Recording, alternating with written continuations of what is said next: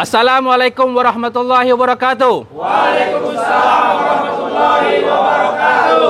Kami dari Baikan Subuhan Pekanbaru mengucapkan selamat dan sukses atas terlaksananya silaturahmi nasional Baikan Subuhan Indonesia yang pertama, tanggal 5 sampai 6 Oktober di Kota Tasikmalaya dengan tema Persatuan Indonesia. Semoga sukses dan berkah.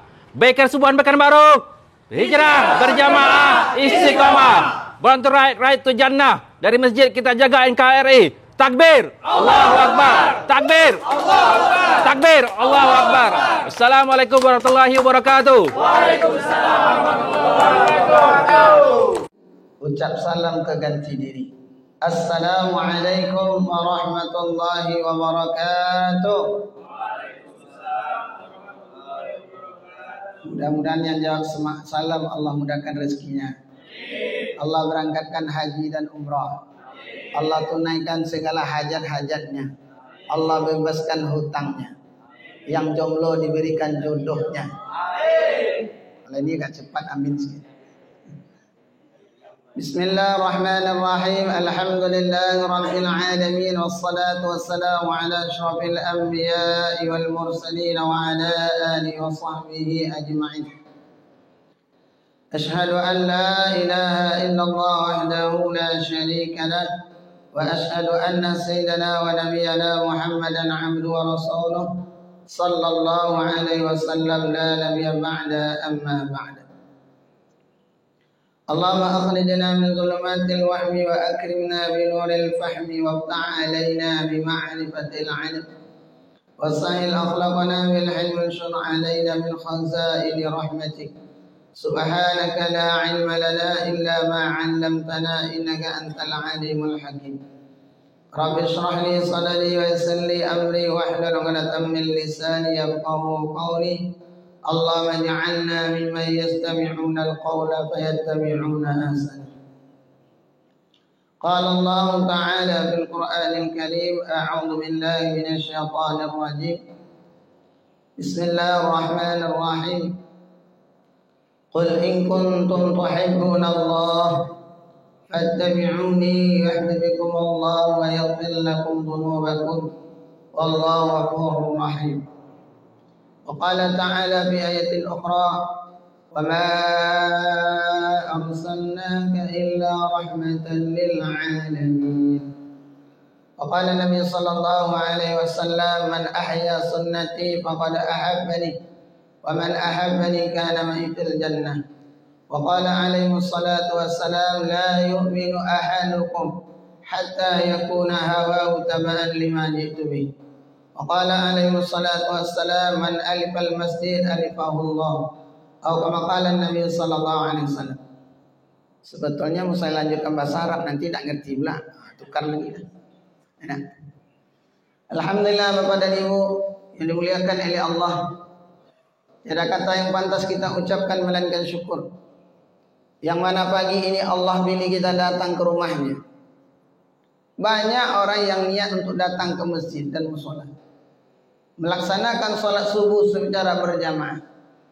Tetapi tidak semua Allah pilih. Pada pagi hari ini mungkin banyak orang yang sudah mati, Pak. Mati itu ada dua. Pertama, mati hatinya. Ketika mendengar kumandangan azan, bangun tak dia? Bangun. Tetapi tidak Allah berikan kekuatan dia untuk datang ke masjid. Ada yang memang inna lillahi wa inna ilaihi raji'un. Maka Nabi sallallahu alaihi wasallam ajarkan doa tatkala kita bangun tidur. Alhamdulillahilladzi ahyana ba'dama amatana wa ilaihi nusyur. Segala puji hanya milik Allah ahyana yang telah menghidupkan kita ba'dama amatana, setelah mati kita, dan semuanya kita kembali kepada Allah. Kalau yang belum baca, mari kita baca sama-sama supaya dalam majelis tidak tidur. Dia majelis agama ini Bapak dan Ibu mudah ngantuknya, tak kantuk dia. Ya Pak. Nah, apalagi mungkin dah banyak pula dinginnya kan. Tak kantuk dia. Kemudian berselawat kita kepada Nabi Muhammad sallallahu alaihi wasallam dengan melepaskan Allahumma salli ala sayyidina Muhammad wa ala ali sayyidina Muhammad. Hadirin Bapak Ibu yang dimuliakan oleh Allah, tema kita pada pagi ini meneladani sifat-sifat Rasulullah sallallahu alaihi wasallam. Karena ini masih bulan Maulid ya Pak. Tapi sifat Nabi itu belum wujud juga di dalam diri umat. Kalau ada sifat Nabi ini di dalam diri kita hari ini, insya Allah masjid dan musola yang ada di kota Media Pekanbaru akan makmur. Apa sifat Nabi Bapak dan Ibu? Sifat Nabi itu memikirkan bagaimana dirinya selamat, ahli keluarganya selamat, dan seluruh manusia sampai hari kiamat itu adalah selamat daripada azabnya Allah, masuk surganya Allah. Itu namanya fikir dan risau Nabi. Fikir dan risau Nabi ini telah mulai hilang. Bahkan sudah terkikis di dalam diri kita. Kalau yang jomblo tidak usah kita tanya kan. Bagi kita yang sudah menikah, adakah fikir tadi? Ketika kita bangun tubuh, sebelum subuh kita bangunkan istri dan anak kita. Wahai anakku, wahai istriku, ini sebentar lagi waktu sholat subuh, bangunlah. Ada Pak Bu? Jarang. Jangankan untuk memikirkan orang lain, memikirkan diri pun kadang-kadang tidak. Inilah yang hari-hari dipikirkan oleh Nabi tatkala Nabi sallallahu alaihi wasallam diangkat setelah menjadi rasul. Apa kata Nabi? La raihatal ba'dal yaum. Tidaklah ada istirahat setelah hari ini. Nabi begitu risau bagaimana umat ini selamat daripada azabnya Allah, masuk surganya Allah. Inilah yang menyebabkan Nabi tidak enak makan dan tidak enak tidur. Memikirkan bagaimana umat. Bahkan dalam setiap doa-doanya Nabi SAW telah lantunkan doa Allahumma fil lil ummati ma taqaddama min dhanbiha wa ma ta'akharat wa ma asarat wa ma a'lanat. Kata Nabi, ya Allah, ampunkan dosa umatku baik yang terdahulu maupun akan datang. Dosa zahir maupun batin, didoakan kita-kita. Kita sudah 14 abad ditinggalkan oleh Nabi Pak. Tetapi Nabi senantiasa fikirkan bagaimana umat. Tatkala di akhir zaman ini, sayati 'alan nas zamanun la yabqa minal Islam illa ismu wa la minal Qur'an illa rasmu. Selagi akan datang di akhir zaman itu, Islam itu tinggal namanya saja dan Al-Quran tinggal tulisannya saja. Hari ini banyak orang Islam hidup di negeri Islam, katakan dia saya Islam. Tetapi aplikasi di dalam kehidupan, apakah wujud dia Islam? Islam itu bukan singkatan Bapak dan Ibu. Kalau orang kita ini kan suka singkat-singkat. Apalagi kita orang Melayu dan orang Sumatera Barat, suka singkat. Namanya dah bagus. Namanya Yusuf, panggil Cuy. Namanya Yunus, panggil Nui. Namanya Abdullah, panggil Dul. Orang ini kan kita suruh singkat-singkat. Dan Islam pun kadang-kadang kita singkat. Islam artinya Isa, S artinya subuh, L artinya luhur, A artinya asar, M artinya maghrib. Kita singkat. Islam tuh gabungan itu. Padahal maaf Bapak dan Ibu, Islam itu dari kata aslama. Aslama yuslimu islaman fawa muslimun. Aslama itu adalah menyerahkan jiwa dan raganya. Kalau satu orang sudah mengatakan asyhadu alla ilaha illallah, aku bersaksi. Bersaksi itu bukan sekedar takat ucap saja. Kalau dia katakan aku bersaksi, mulut dan hatinya dia seimbangkan. Kalau dia bersaksi bahwa Allah adalah Tuhannya, tidak ada yang berhak disembah selainnya, maka tatkala datang perintah Allah, maka gemetar hati. Kita gemetar kalau bunyi HP. Enak. Kalau bunyi HP kita gemetar cepat angkat. Tapi kalau panggilan Allah Ta'ala, tenang. Inilah sifat yang Allah berikan kepada Rasulullah. Begitu risau, fikir bagaimana umat ini. Apalagi kita yang di akhir zaman ini Bapak dan Ibu, maaf. jauh dari zaman kenabian, tidak pernah jumpa dengan Nabi. Kita cuma melantunkan salawat, kadang-kadang sambil menggigau salawat.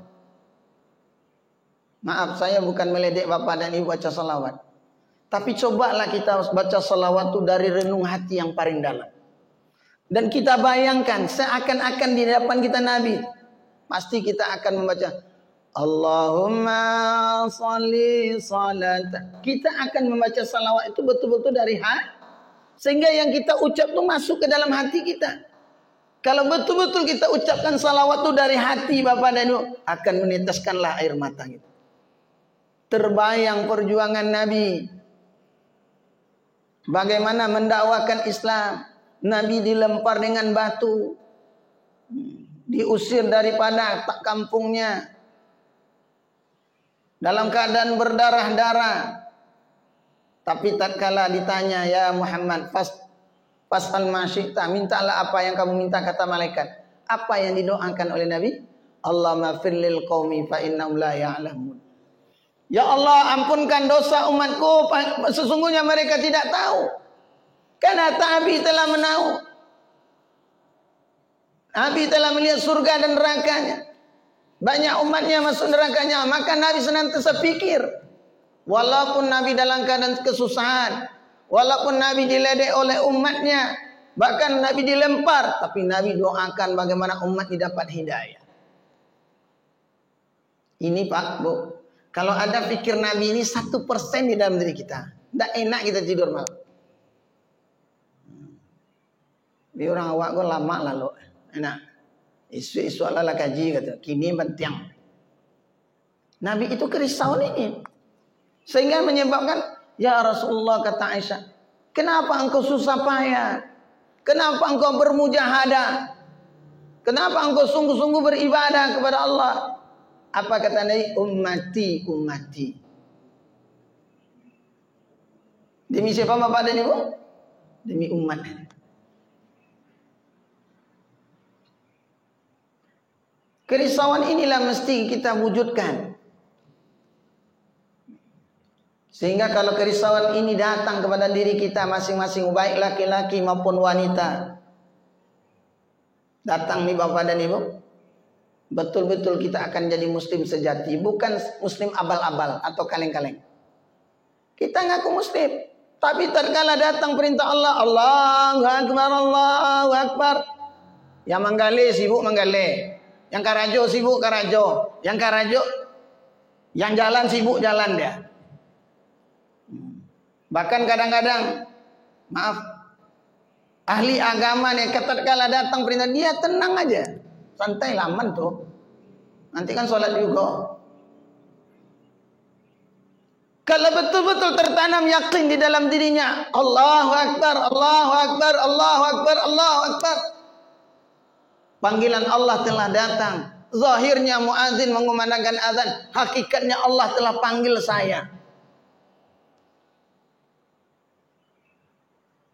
Padahal Bapak dan Ibu, ketika orang Islam nih, ketika hamba Allah dia tunaikan perintah Allah, disitulah Allah akan berikan janjinya.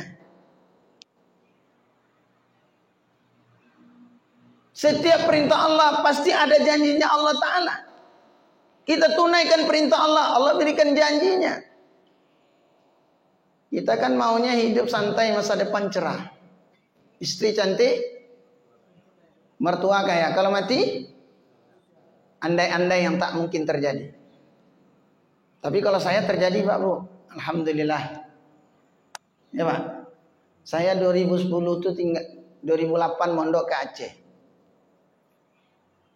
2,5 tahun di Aceh. Calon udah 10 Pak. Ya, panggil orang itu tengku, tengku, jak keno, jak gede. Nah, kayak gitu loh Aceh kan. 10 orang calonnya. Tapi karena kita mondok, tahanlah dulu kan. Tapi jodoh tidak bisa ditolak, walaupun berbeda provinsi. Dapat jodoh di sini. Dulu kan tidak pakai Android, pakai HP jadul tuh kan. Disuruh mertua datang, datanglah, beranikan diri. Ini kalau yang jomblo-jomblo ini, kalau gentleman dia kalau suka satu orang wanita, datangi bapaknya. baru gentleman. Nah, kadang-kadang kaleng-kaleng min SMS, gimana kabar sayang? Padahal belum nikah. Udah bangun tahajud. Kalau gentleman datang bapaknya, gimana kabar pak? Saya mau datang ke rumah silaturahmi pak, boleh? Nggak boleh, ya udah nggak boleh datang. Jangan anaknya di SMS, bapaknya di SMS. Itu baru jantan dia tuh. Ya. Awak beranikan diri bapak dan ibu. Dari Aceh saya datang ke sini, jumpa mertua. Tapi gantung-gantung juga sedikit lah kan, pura-pura tawaduk lah. Masa kita nampakkan kali silaturahmi pak. Padahal kita udah dapat hati mertua tuh, nggak mungkin ditolak kan. Cuma jangan malu-malu lagi sedikit. Alhamdulillah 2011 nikah. Maharnya 1 mayamnya. 1 mayam tuh lebih 3,5 gram lah. Uang kamar cuma 2 juta pak. Dapat pula orang Pariaman. Orang Pariaman barale gadang. Betul barale galang. Satu kampung pak. Ini tidak saya bawa legenda nih. Legenda itu pemberian mertua bapak nih. Saya pulang dakwah 1 tahun 2017 dikasih hadiah legenda. Anak kasih, motor kasih. Sekarang dikasih pula rumah petak sebelah. Jadilah. Kece orang awak basanda di kayu gadang Ustaz katanya. Alhamdulillah. Tapi pengorbanannya berat Pak Bu. Enak. Bukan tenang-tenang. 5 tahun mondok, kemudian 2,5 tahun dulu di Aceh. Lama dulu prosesnya. Pahit getir kita. Sampai botak-botak kepala kita ngapal Quran. Ya kan? Mujahadah pula lagi kan. Jadi bukan kaleng-kaleng, ada pengorbanan. Tak bisa santai saja. Apalagi ini yang dirisaukan oleh Nabi, agama wujud dalam kehidupan satu orang. Pasti dan pasti Allah berikan kejayaan, kebahagiaan, kesuksesan. Hidup di dunia sementara akhirat selama-lamanya. Siapapun ada agama pasti dia bahagia. Jadi Bapak dan Ibu tidak ada alasan nanti kita di akhirat saya tidak beriman.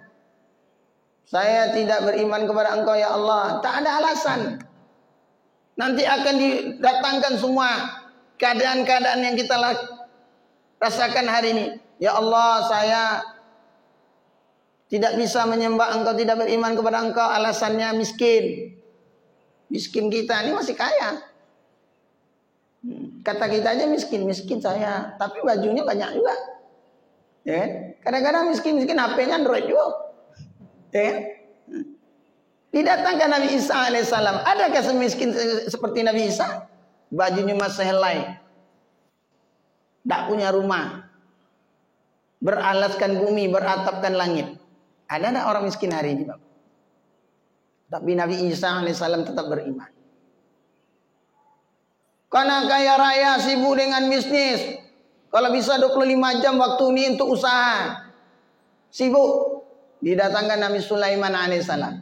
Kaya raya tapi boleh. Taat. Oh gara-gara kita ganteng. Karena ganteng nanti kalau datang ke masjid hilang ganteng Pak. Enak. Awak ini selebritis. Hilang ganteng. Didatangkan Nabi Yusuf alaihissalam. Gantengnya mempesona Bapak deh. Kalau kita nih jumpa dengan Nabi Yusuf masuk nominal nih, kalah kan? Ya kan? Kalau Nabi Yusuf alaihissalam itu Bapak dan Ibu, wanita-wanita itu bisa teriris tangannya melihat ketampanannya. Kalau kita, muah ibu-ibu nengok wajah pajak aja lain kan? Kalau karena suara, didatangkan Nabi Daud alaihissalam. Nabi Daud alaihissalam itu paling merdu suaranya. Kalau kita merdunya kamar mandi, kan? Kayak bambu pecah suaranya. Sudah bambu pecah pun diajak soleh tak mau juga. Nabi Daud alaihissalam tuh kalau membacakan kitab Zabur tuh burung yang berterbang langsung berhenti. Begitu dia suara merdunya. Alasan karena sibuk fitness, membesarkan badan supaya sehat. Gara-gara sibuk fitness, Pagi hari bisa jalan 15 kilo maraton, tapi panggilan sholat, rumahnya sejengkal dari masjid dan musola, tidak sanggup dia. Gara-gara sibuk olahraga, biar sehat jasmani dan rohani. Sehat jasmani betul, rohaninya agak sehat. Siapa yang lebih kekar, lebih daripada Nabi Musa alaihissalam? Dikumpulkan seluruh petinju yang ada seluruh dunia ini, Bapak dan Ibu, tidak bisa ngalahkan Nabi Musa. Petinju itu paling KO dan TKO. Kalau Nabi Musa langsung masuk kubur. Baru satu tinju baru. Belum dua. Tidak KO dan TKO, malah langsung masuk kubur. Jadi tidak ada alasan Bapak dan Ibu nanti di akhir kita tidak beriman. Maka inilah yang hari-hari dipikirkan oleh Nabi. Nabi lebih banyak doanya, lebih banyak menangisnya untuk umat. Bahkan Nabi SAW sayangnya Nabi kepada umat 70 kali lebih sayang daripada satu orang ibu kepada anaknya.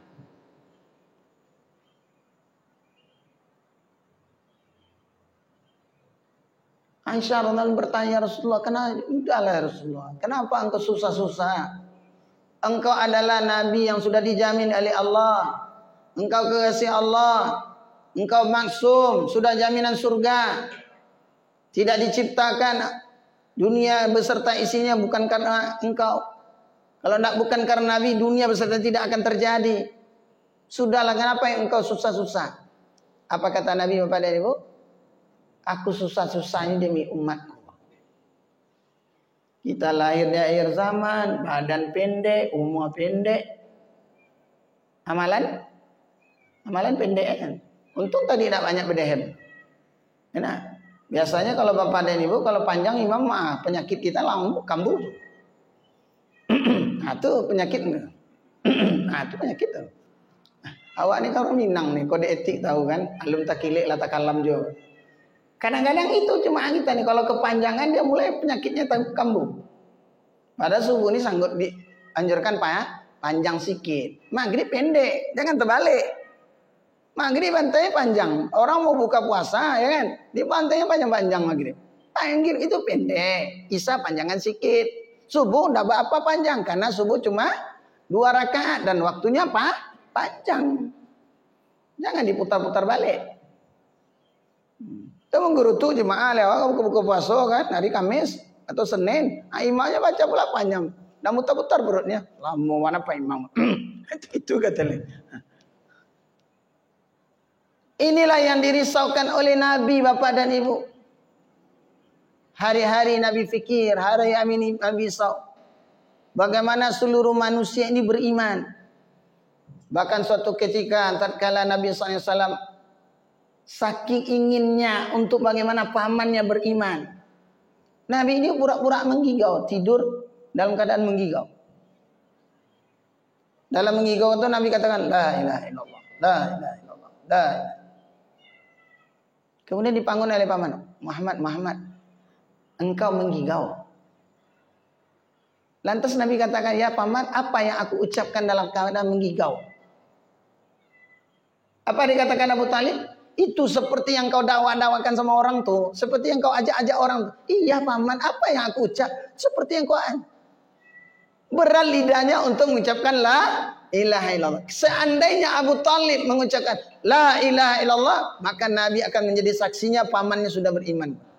Tapi hidayah milik siapa Bu? Allah, bukan milik kita. Bukan milik Nabi. Begitu risau Nabi apabila satu orang mati tanpa beriman kepada Allah. Pasti dan pasti tempatnya dalam nerakanya Allah. Maka kita Bapak dan Ibu, maaf. Saya dah keliling Indonesia ini, kecuali Kalimantan, itu karena COVID. Bergabung kita dengan semua kalangan. Bahkan ketika di Bogor itu namanya, kalau Bapak dan Ibu tengok di Facebook, ada Mas Berto Kingdom. Mas Berto Kingdom. Mas Berto Kingdom itu masyarakat bertato. Mereka buat komunitas. Masyarakat bertato, semua tato ada di sini. Bahkan mereka levelnya internasional. Tatonya itu sudah level internasional. Ada yang anak-anak pang ya. Ininya ada bolong-bolong nih. Jadi kita buat usaha lah di sekitar mereka. Sekitar ini mengatakan mereka tuh adalah orang tidak baik. Namanya banyak tato kan. Sampai sini lagi. Ada yang ditindik matanya lagi. Ada pula tato di mata. Kalau bahasanya ini kan kulihat bola di matamu. Dulu. Ya Bu Kan ada nyanyi itu. Kulihat bola di matamu. Ini bukan bola di matanya. Tato di matanya. Tapi mereka buat usaha. Baju-baju kayak gini nih mereka pandai buat Pak. Di sablonnya. Diekspornya kemana-mana. Itulah penghasilan mereka. Ketika sekitar mereka mengatakan mereka orang bejat, orang tak baik, maka kita datangi. Awal-awal ditolak. Ngapain sini? Ketika kita katakan, wahai kawan, engkau ini adalah sahabatku, engkau ini adalah saudaraku. Langsung menangis dia Pak. Semua orang mengatakan dia bejat, kita datang, engkau ini adalah saudara kami. Karena di dalam hatimu ada kalimat. Rupanya ada yang dari Sumatera Barat, ada yang dari mana-mana. Awak orang Minang Pak.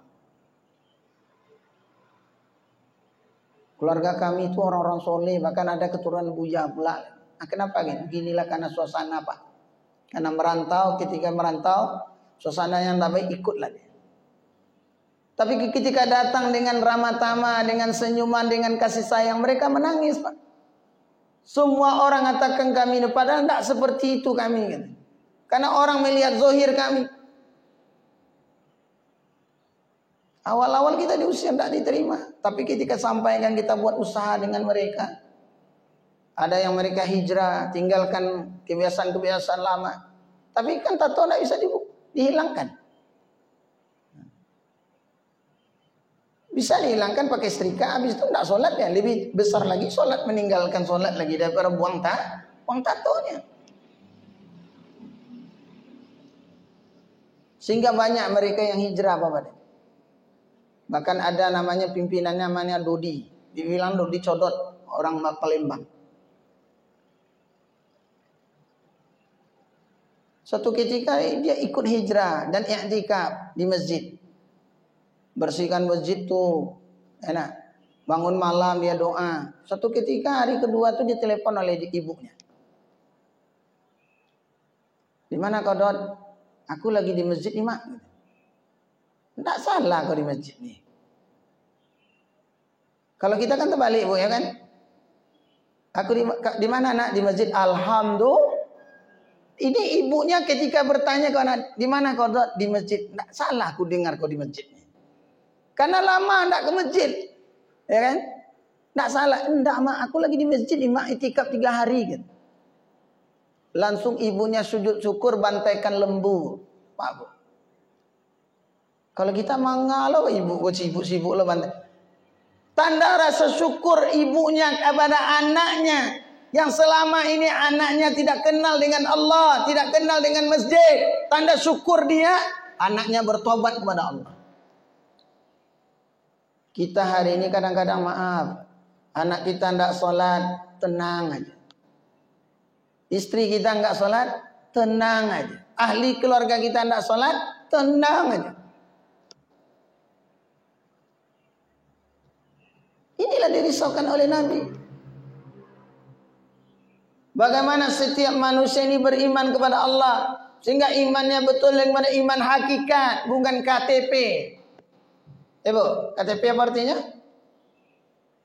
Bukan kartu tanda penduduk. Kalau kartu tanda penduduk dan kenal kita tuh. KTP itu adalah keturunan tanpa pengorbanan.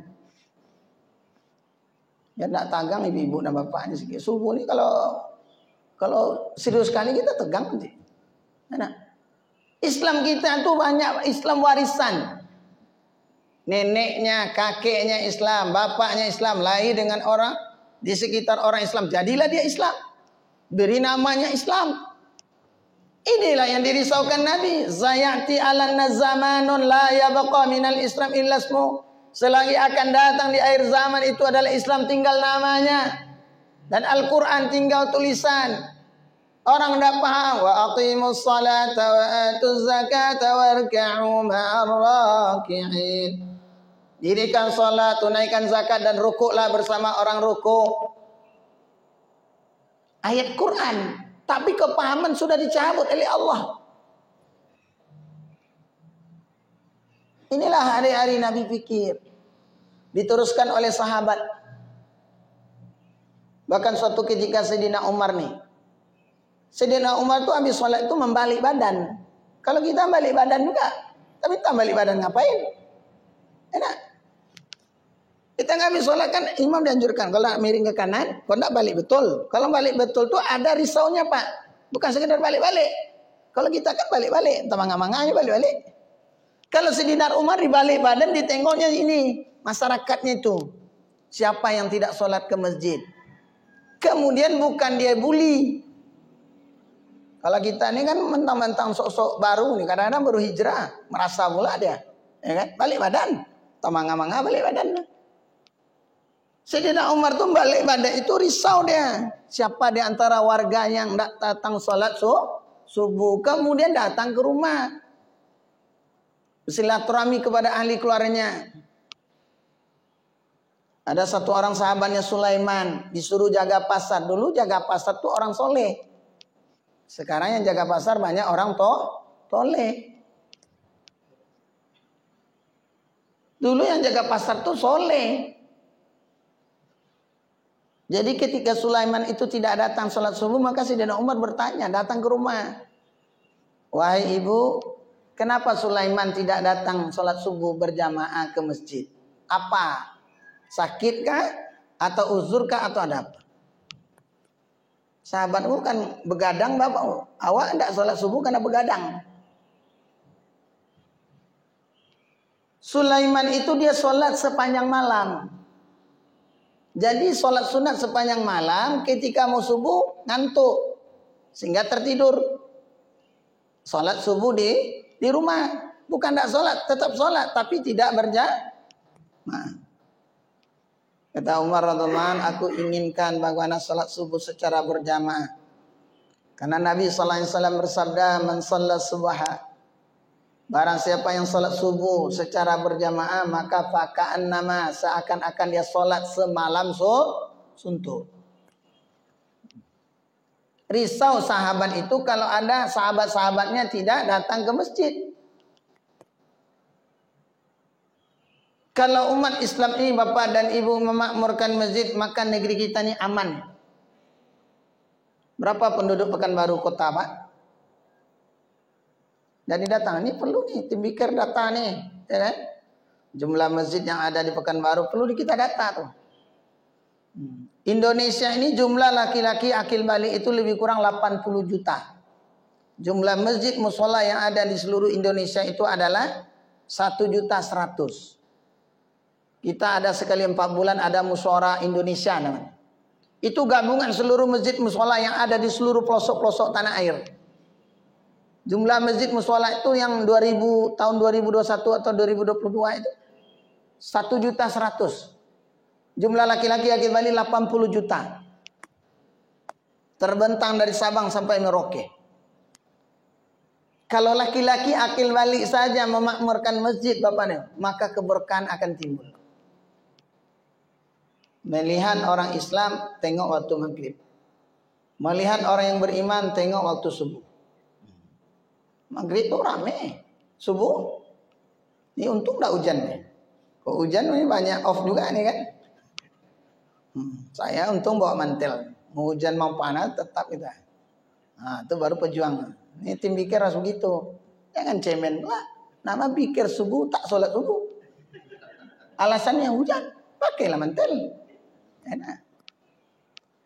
Itu baru pejuang enak. Bukan pecundang kita. Jangan kita ngajak subuh-subuh awak tidak sholat subuh. Inilah kerisauan Nabi ini mesti kita wujudkan di dalam diri hari. Kalau hari ini umat Islam betul-betul dia mengatakan saya Islam. Dia tunaikan perintah Allah, janji Allah akan berikan kepada kita. Walau anna ahlal qura amanu wattaqaw la fatahna alaihim barakatin minas sama'i wal ard. Jikalau penduduk suatu kampung dia iman dan takwa kepada Allah, pasti. Kalau Allah katakan pasti, insya Allah terjadi. Kalau manusia katakan pasti, Insya Allah Pak, kalau Bapak pilih saya, insya Allah saya terpilih nanti janji. Iyalah kalau belum dapat kursi ini kan, ya Bu ya. Kalau udah dapat kursi lupa deh. SMS tak balas, WA tak jawab, telepon nomor yang Anda tuju tidak jawab. Tapi sebelum dipilih, tenang, masjid ini aku bantu nanti Bapak. Apa yang perlu ini? Wah, janji manis. Setelah terpilih hilang janjinya, tinggal pahitnya lagi. Tetapi Allah Ta'ala pasti dan pasti Allah akan berikan kepada kita. Kalau penduduk suatu kampung dengan iman dan takwa, keberkahan langit dan bumi Allah akan timbulkan. Mekah dan Madinah itu negeri kering kerontang awal-awalnya. Cobalah kita Bapak dan kalau sudah berangkat pergi haji dan umrah. Kalau kita tengok secara real, apalah nih Mekah Madinah. Banyak gurun pasir, batu-batu lagi. Enak.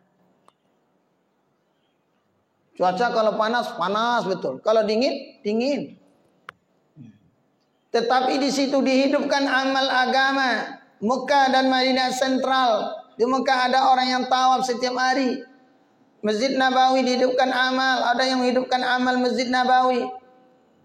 Ada makam Nabi SAW di sana berziarah. Sehingga dua kota ini akan memancarkan cahaya ke seluruh alam. Asbab dua kota inilah mencerminkan kepada kita hari ini. Hari ini orang berangkat haji dan umrah, tapi satu yang telah hilang, belum wujud dia. Fikir Nabi. Kalau fikir Nabi itu bagaimana seluruh manusia sampai akhir kiamat beriman kepada Allah. Fikir Nabi yang kedua, bagaimana laki-laki yang sudah balik itu memakmurkan masjid. Ibu-ibu kalau punya anak laki-laki nanti di rumah atau suami, kalau tidak mau ke masjid tanya aja sama bapaknya, Pak, mulai jadi laki-laki soleh atau soleha? Laki-laki soleh itu di mana soleh Pak? Masjid, musola. Nah, kalau soleha boleh di rumah. Kan tidak mesti wajib ibu-ibu ke masjid, ya kan? Di rumah. Tidak juga mau sholat tanya deh. Yang boleh yang halangan kan tidak boleh masjid. Haid, nifas, wiladah. Nanti tanya sama anak-anaknya, nak, tidak ke masjid? Tidak sholat? Tidak. Oh, lagi halangan ya. Lagi haid, nifas, wiladah. Karena yang tidak boleh kan ini, 3. Kalau bapak ini tidak ada cerita nih. Tetap wajib sholat. Inilah yang dirisaukan oleh Nabi. Kalau hari ini aja Masya Allah Bapak dan Ibu umat Islam memakmurkan masjid, sholat aja lah dimakmurkan. Tidak usah yang lain-lain. 5 waktu dia jaga sholat. Setiap kita ini berdoa, Rabbi firli warhamni wajiburni warfa'ni warzuqni wahdini wa'afini wa'fan. Itu setiap orang Islam dia berdoa. Belum doanya berjamaah pula. Kadang-kadang saya pribadi kalau doa berjamaah saya pendek aja. 3 aja doa. Kenapa? Dan tidak ada yang ngaminkan. Ya kan? Takut nanti malaikat pula ngaminkan. Awak pula kabur jadi kan. Amin kata malaikat. Karena tidak ada yang ngaminkan kan. Lemah dalam berdoa. Kalau setiap orang Islam memakmurkan masjid itu Bapak dan laki-laki terutama, Masya Allah, keberkahan Allah akan timbul. Jadi kalau ibu-ibu mencari jodoh anak, jangan yang banyak titelnya, tapi yang rajin sholat. Ini masih banyak jomblo nih. Tidak promosi, cuma marketing lah sedikit kan. Ya daripada dapat jodoh yang tidak tentu kan. Gelarnya panjang. Kadang-kadang sepanjang tali baru Allah gelar. Sholat subuhnya entah kemana. Kalau bicaranya di sini pintar. Bahasa Inggrisnya fasih. Tapi ketika panggilan Allah datang, tak terbesit dia. Nah, ini bahaya nih. Setelah menikah ditinggalkan anak ibu lagi. Dapat pula gebetan yang baru dia kan. Nah, tapi kalau yang soleh-soleh kayak gini, insya Allah nih. Ya Pak. Kenapa? Karena Nabi penting kan itu. Akar di dalam Islam itu. Rukun Islam itu ada 5. Akarnya itu adalah solat. Kalau orang Islam betul-betul dia jaga solat dan bawa sifat ketaatan di dalam solat ke dalam kehidupan, insya Allah negeri kita aman dan damai. Solat ini kan ibadah jujur.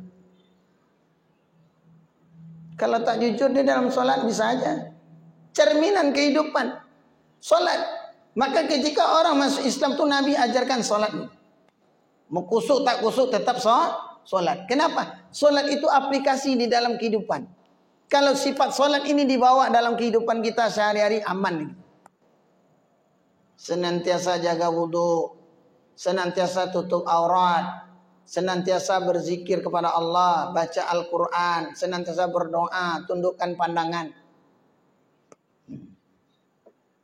Ya adabnya terbalik hari ini. Di dalam masjid tundukkan pandangan. Di luar masjid sebetulnya balik. Di dalam masjid angkat pandangan supaya tidak ngantuk. Kalau di luar masjid baru tunduk pandangan. Tunduk pandangannya, hatinya tundukkan dulu. Jangan pandangannya. Pandangan tunduk tapi gini juga. Itu tidak tunduk namanya. Sifat solat itu mau kita bawa keluar solat. Kalau sifat solat ini sudah datang kepada diri orang Islam, aman negeri ini. Akan timbul kasih sayang. Akan timbul kasih sayang. Disuruh rukuk sujud supaya merendahkan diri kita hanya kepada Allah. Tidak ada apa-apa kita. Kedekatan satu orang hamba kepada Allah itu tatkala sujudnya. Kalau setiap orang Islam hari ini merendahkan, ya Allah, tidak ada apa-apa aku ya. Semua nikmat dari Engkau. Tatkala kita sujud, kita rendahkan kepala kita yang mengaku kita ini profesor, doktor, panjang gelarnya. Ketika kita sujud, kita rendahkan kepala kita nih. Mana yang lebih tinggi pantat dari kepala? Bu? Mana yang lebih tinggi tatkala sujud? Lebih rendah pula kepala yang kita bangga-banggakan nih, ha? Ya kan? Tinggi pula pantat kita lagi. Begitu kita merendahkan, kalau ini sifat ini ada di dalam setiap orang Islam hari ini, tidak akan berlaku sombonglah dia. Tidak akan berlaku angkuhlah dia. Akan simpul tiba tawadu. Akan timbul sifat ruhama ubainahum, akan berkasih sayang karena tidak ada apa-apa. Kaya, Allah yang kasih kaya. Pangkat dan jabatan Allah. Bisa saja Allah akan putar balik. Kalau dia mengatakan saya ini ilmuwan, diputuinya talian nama awak selesai tu mah. Ya kan? Langsung jadi iko. Ya kan? Kan Allah yang merubah balik kan. Jadi tidak perlu kita bangga, tidak perlu kita semata-mata kita ini adalah hamba Allah. Ketika kita sujud, dalam sujud kita merenung, berdoa, ya Allah, tidak ada harganya aku di hadapan Engkau ya.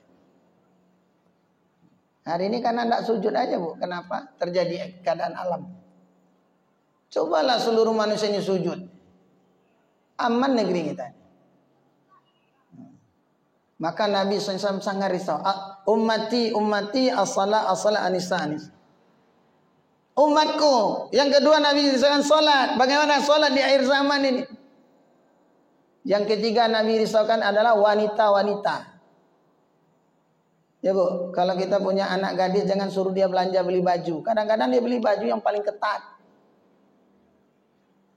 Di dalam fadilah sedekah itu katakan, asy-syababu syu'matun minal junun wa nisa ibalatus syaitan.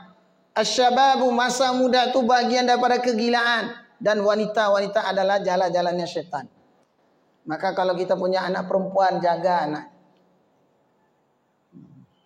Tak apa-apa kita bukan keras tapi tegas. Anak saya perempuan baru 12 tahun. Kalau pakaian kita bilang tukar, kalau ayo gunting nih. Tak apa-apa Pak. Jangan sayang dekat anak, dibiarkan anak berlarut-larut dalam ketidaktaat. Takut kita orang tua nanti lari dia apa? Ada cerita tuh. Kalau kita bukan keras ya, tapi tegas. Kalau tidak sholat dia, kalau saya pribadi anak 5, ya kan? Baru 5 maksudnya. Itu kalau tidak sholat saya bilang, siapa yang sholat kasih bonus. Sholat dapat uang 2.000. Nanti kalau pergi-pergi dapat oleh-oleh. Kalau tidak sholat, potong kompas subsidi. Kalau pergi sekolah jalan kaki, uangnya cuma 1.000. Tidak ada subsidi dah. Namanya anak-anak kan Bu. Senang lah dia kalau dapat hadiah. Kalau sholat kasih 5.000. Belikan es krim. Ada pulang-pulang bawa martabak. Itu senang deh kan. Nah, bagus sholat, walaupun sholatnya cepat kan, semenit nak putus dia. Tak apa-apa lah untuk membiasakan anak tu sholat. Hafal juz 30 diberikan sepeda. Kalau puasanya tunai dapat 500.000. Nah, puasanya tunai Ramadan tu 30 hari dikasih THR 500.000 lagi. Kemudian bebas memilih buka lagi. Bawa pula jalan-jalan, banyak kali kan naik. Tapi tak apa-apa lah kan. Bersainglah mereka kan. Tapi tidak apa-apa memberikan stimulan. Enak. Membiasakan anak itu dengan amal-amal agama. Mengajarkan mereka muru auladakum bisalah, muru auladakum bisalah, muru auladakum bisalah. Perintahkan anakmu dengan salat. Kalau dia jaga salat, maka dia jaga amal-amal yang lain. Kenapa kita suruh tutup aurat di dalam salat? Supaya aplikasi dalam kehidupan. Kadang dalam sholat tutup aurat, tiba di luar sholat, keluar aslinya. Cobalah ibu-ibu kayak ibu-ibu tuh pakai mukena di jalan tuh. Senang tak mata bapak nih? Senanglah, soleh. Bahkan kalau kita melihat wanita soleh, kita dianjurkan Allahumma ja'al mar'atas salihah. Jadikan dia tuh adalah wanita solehah. Kalau ibu-ibu wanita sudah soleh, maka dari seluruh rahim ibu-ibu akan lahirlah pemimpin-pemimpin. Jadi jangan harap negeri kita ini akan lahirlah pemimpin-pemimpin yang soleh kalau dari ibu-ibunya tidak solehah. Sedang dah soleh ibu-ibu ini pak solehah, payah pula lahir pemimpin soleh. Tapi dari ini sebetulnya akarnya adalah hari ini orang Islam tidak menjaga sholat. Kalau sifat sholat itu dibawa dari aplikasi kehidupan, selesai negeri kita.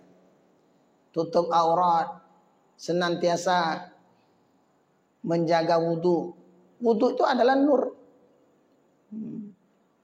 Yang banyak kan nar ini. Enak. Di mana-mana panas ya kan. Nar. Nggak nur.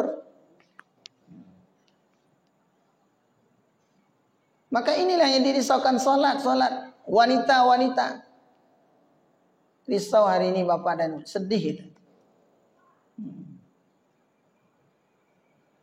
Ya lucunya saya ngajar pondok, bisa pula santri nanya sama saya, Ustaz siapa yang paling cantik di antara kami? Itulah katanya. Kacau kan? Awak ngajarnya dia bertanya pula, Ustaz siapa yang paling cantik di antara kami? Itu saya tanya lah, mau kau jadi istri kedua, ketiga, keempat? Nah, gitu lagi. Tak cocok dia. Dia nanya ke kita pula. Adabnya sudah hilang. Hilang rasa malu. Kalau dah hilang rasa malu, maaf Bapak dan Ibu, maaf. Fasna' ma syi'ta kata Nabi. Engkau buatlah sesuka hati. Maka dengan kita menjaga solat, menjaga sifat malu. Malu kita bermaksiat kepada Allah. Hari-hari Allah Ta'ala berikan nikmat. Pagi hari kita bisa menghirup udara bebas. Kemudian Allah terbitkan matahari. Bermanfaat kepada kita lagi. Allah berikan nikmat sehat. Maka apa lantas usaha yang kita buat? Tanda kita bersyukur kepada Allah. Maka kita buat ibadah. Ini sampai jam berapa nih? Ini payah berhenti biasanya nih. Kalau anda di kode. Udah? Belum? Ini kode ya, ini kadang-kadang kalau ada naik mimbar nih payah nih berhenti. Tak sadar gitu. Maka Nabi katakan muru auladakum bisalah, perintahkan anak-anakmu dengan salat. Maaf Bapak dan Ibu, kalau kita mengajarkan anak salat itu pertama aja di rumah. Anak saya itu 1 tahun 16 bulan dah pandai jalan. Kalau kita salat dia tengok-tengoknya, nanti dia praktik pula. Walaupun dia sholat gaya dia lah kan, pakai pempes, kadang-kadang tak berbaju kan. Tapi nengok kita sholat sunat di rumah dia ikut juga. Tengoknya ibunya, tengoknya abangnya, nah, dia ikut praktek karena Hari ini jangan kita berharap kalau anak kita mau sholat kita tidak latihan di rumah. Tidak kita latih mereka. Melatih itu di rumah, bukan di masjid. Ini anak umur 2 tahun bawa ke masjid. Dijadikan ini lapangan oleh dia. Sak, keliling, Karena bapaknya, maaf juga kan, kadang tekek juga kening sedikit kan. Saya melatih anak sholat. Latih anak bapak sholat itu di rumah, jangan di masjid. Yang boleh dibawa ke masjid itu adalah mumayyiz atau baligh. Kalau sobi itu janganlah latih di rumah, suruh ibunya jaga. Masa bapak pulang jaga anak lagi waktu sholat? Kalau luar waktu sholat tidak apa-apa lah bantu-bantu istri kan. Tapi waktu sholat suruh anak itu di rumah. Sobi itu tidak bisa dibawa. Yang akan jadikan masjid tempat mainan. Lari sana, lari sana. Kalau mumayyiz itu sudah ngerti dah. Ikut sholat, ya. Nanti jangan berisik. Ya. Kalau ayah suruh situ, situ ya. Diam deh tuh. Tapi kalau diginikan kawannya, main juga dia. Tapi diginikan, langsung diam dah. Itu mumayyiz tuh. Tapi kalau balik itu sudah ngerti dia. Di sholat tidak boleh main-main, tidak boleh bicara. Dia rapatkan shaf. Itu boleh itu. Kadang-kadang ada orang tua yang kadang-kadang anaknya belum balik, belum dikhitan lagi. Kita, Pak, anaknya sudah dikhitan? Belum. Tapi Pak, langsung bapaknya merah padam aja. Bahkan ada pula yang tidak mau sholat lagi, pergi dia. Ustaz ini tidak paham nih. Kayak dia yang paham. Padahal kemarin sore baru hijrah. Selama itu kemana-mana dia. Anak tidak dikhitan itu senantiasa menanggung najis. Kan belum dipotong. Kalau buang airnya masih nempel. Nah, itulah yang dia mau. Daimul hadas, berkekalan dengan hadas. Tapi kalau ada dipotong dah, ketika dia bersuci dah bersih. Kalau mau kita buat sholat berjamaah, kalau kita suruh di stop di tepi. Kalau kita melatih, jangan buat stop tengah, ke tepi dah. Kalau di stop terakhir. Ada ngotot dia, orang tua ngotot dia, paksanya ada nih. Karena imamnya pun dia ikram pula kan. Kalau saya imam selesai tuh, ya kan? Tak suka pulang lah Pak. Ya kan? Tak apa-apa Pak. Mau kare-kare kalau bapak mau adu, kita adu nanti ilmunya. Nanti datang ke rumah saya buka kitab. Saya kasih kitab gundul. Baca dulu, jangan saya pula baca. Kalau saya baca enaklah bapak tuh. Wah 7 tahun mondok kan. Dia baru kemarin sore, baca kitab gundul. Kalau bisa terjemahkan, baru debat sama Pak kan. Kadang-kadang perkara ini yang menghancurkan apalagi bapak ini baru hijrah pula kan. Nengok anak-anak dah lari-lari itu udah patah pula semangatnya. Mengajarkan anak itu di rumah, latih dengan sholat-sholat sunat. Perintahkan. Kalau kita perintahkan anak kita sholat, maka kita jaga sholat. Latihanlah. Jadikan rumahmu adalah untuk jaga sholat-sholat sunat di rumah kita latih. Biasakan sholat-sholat sunat di rumah. Yang afdalnya sholat sunat itu di rumah. Afdalnya. Kalau tempat saya itu kan lama dia. Subuhnya lebih kurang 10 menit lebih. Jadi kalau saya dari rumah tuh ada 250 meter. Itu kita kalau setelah azan saya sholat subuh di rumah. Sholat sunatnya maksudnya. Tapi ringkas, jangan lama pula. Nanti tidur pula kan. Nah, sholat subuh buat sholat sunat itu ringkas. Rakaat pertama baca kuliah, rakaat kedua al-ikhlas kan pendek. Setelah selesai baru kita jalan ke masjid. Tiba di masjid masih ada 1 menit 2 menit tuh biasa. Kecuali kita terlambat banget. Membiasakan anak. Kalau anak-anak sudah terbiasa dengan sholat, mereka akan datang cinta. Kalau anak-anak jaga sholat, rezeki bapak dan ibu mudah. Kalau anak kita soleh dan soleha, itu akan menjadikan keberkahan kepada orang ibu dan bapaknya. Tetapi kalau kita soleh, ibunya soleha, anaknya tidak soleh, kadang-kadang rezeki kita susah. Kenapa? Anak-anak ini tanpa noda dan dosa kecil. Enak. Anak saya tuh doakan ayah enaknya. Doa dia. Ya Allah mudahkan rezeki bapak.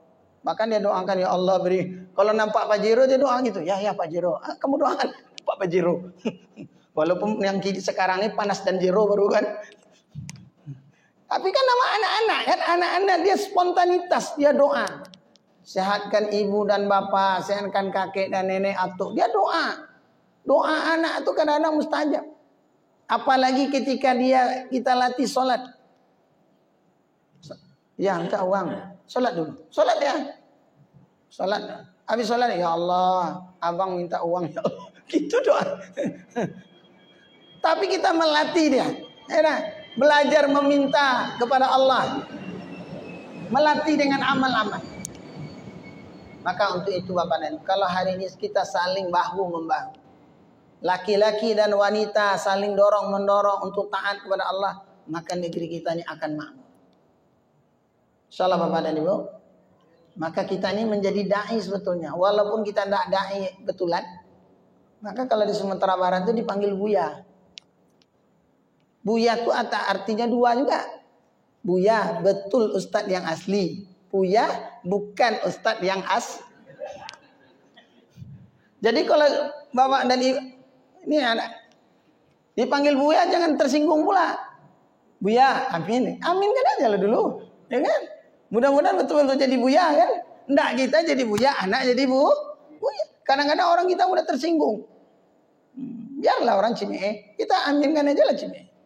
Ya, Buya, amin. Enggak, kita jadi Buya minimal anak dan keturunan kita jadi Buya. Kadang-kadang doa orang itu kita aminkan aja lah. Inilah yang menjadi fikir kita. Kalau hari ini laki-laki dan wanita saling bekerja sama, insya Allah Allah Ta'ala akan berikan kekuatan. Jaga sholat aja lah semua. Berapa banyak penduduk sekitar ini? Kalau ada 100 kakak, 100 kepala keluarga. Punya anak 2. Taruhlah ibu-ibu tidak ke masjid. Laki-laki aja sudah 100 orang. Anaknya 2 orang. Sudah 200. 300 orang. Jadi kalau masjid ini makmur Bapak dan Ibu, keberkahan akan timbul. Dia sholat ke masjid. Kalau berimpak, 1 orang 1000 aja lah berimpak.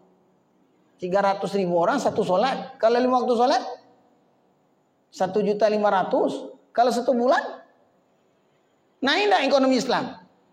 Naik enggak Pak? Makmur lah negeri kita. Setiap masjid seperti itu naik. Pulang-pulang sholat subuh dapat 5 kilo beras. Ibu senang enggak Bu?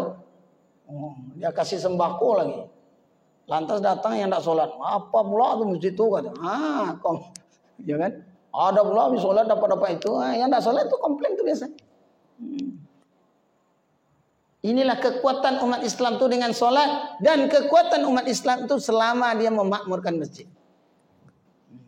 Maka bersyukur kita ini ada kawan-kawan bikir subuhan. Masya Allah. Enak. Mudah-mudahan tim bikir ini jadi da'i juga. Jangan bikir-bikir saja. Ya kan? Masih banyak yang motor yang lain belum lagi kan? Jadi da'i, masuk ajak dia. Enak. Kita data mulai masjid-masjid yang ada nih. MDI itu ada 1000 orang lebih mubalih. IKMI dekat 1000. Dekat juga Ustaz tuh. Dia jadi mikir juga dia sikit. Ya kan, dia ceramah sendiri aja. Ajaklah tim mikir nih, enak. Supaya syiarnya masuk juga. Biar ustaz-ustaz ini risau juga dia. Enak. Jangan sholat subuh sendiri aja, ceramah sendiri. Ajak yang lain. Biar kompak kita ya. Maksudnya Islam ini mesti bersatu. Bersatu untuk kebaikan. Saya mau bangun jam 2 malam tadi. Tapi karena di depan rumah kami Jalan Nangka tuh kalau malam tuh selesai tuh. Mau saya telepon tadi Pak Ketua. Tak datang sih, pikir situ dulu. Tak dakwahi kan? Ya kan? Tak apa-apa Pak. Ya kan kita mau dakwahi dia kan? Janganlah kamu ngebut-ngebut nak. Ajal tuh tak kenal engkau siapa. Oh saya muda, mati tuh tak kenal engkau siapa. Kemarin saya ke Siak. Ketika di Siak, mungkin dia angkat-angkat kan? Rupanya nyangkut. Dijelapak. Dia ngangkat motor, rupanya nyangkut kan. Digelapak lah dia. Ada apa Pak? Tabrakan? Enggak, nyangkut. Rupanya nyangkut tuh kan dia standing tuh kan. Rupanya nyangkut kan. Nggak pas dia. Digelapak lah dia. Untung nggak mati. Nah, inilah orang kita nih. Untung juga nih. Dah jatuh kayak gitu masih katakan untung nggak mati. Inilah Bapak dan Ibu, kerisauan ini mesti kita timbulkan hari ini. Maka mudah-mudahan Allah Ta'ala berikan keberkahan kepada kita Bapak dan Ibu. Allah berikan keistiqomahan kepada kita. Dan juga Allah Ta'ala berikan kita kekuatan untuk saling ingat mengingatkan. Fadzakir fa inna dzikra tanfa'ul mu'minin. Berilah peringatan sebelum peringatan baik bagi orang yang beriman. Cukup? Yang benar hanya datang daripada Allah Ta'ala, yang keliru dari kepada saya, supaya majelis kita dirahmati oleh Allah. Kita tutup dengan doa kafaratul majelis. Subhanakallahumma wa bihamdika asyhadu an la ilaha illa anta astaghfiruka wa atubu ilaik. Assalamualaikum warahmatullahi wabarakatuh.